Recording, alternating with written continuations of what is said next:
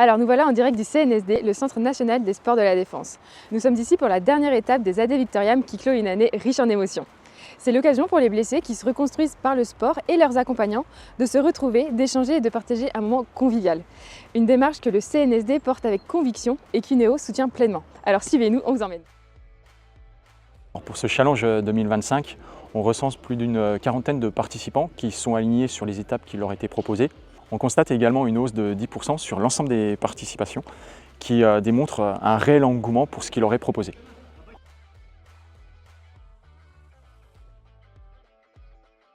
Le bilan de cette année, j'ai franchi moi-même personnellement des étapes, bien encadré par le DBMS, et aussi ne pas oublier mes camarades, avec beaucoup de conseils et d'autres.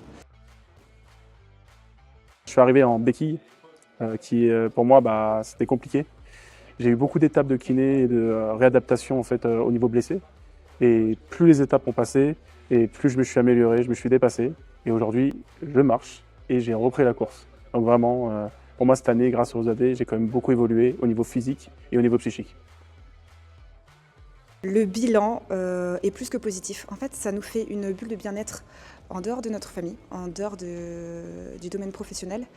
Et on est enfermés dans cette sorte de cohésion et de famille où on se retrouve tous, où on échange tous, on participe à des activités, où on découvre des sports. Et on est vraiment dans un mouvement de bien-être en permanence. On est vraiment une famille, une cohésion, il y a une camaraderie et c'est énorme.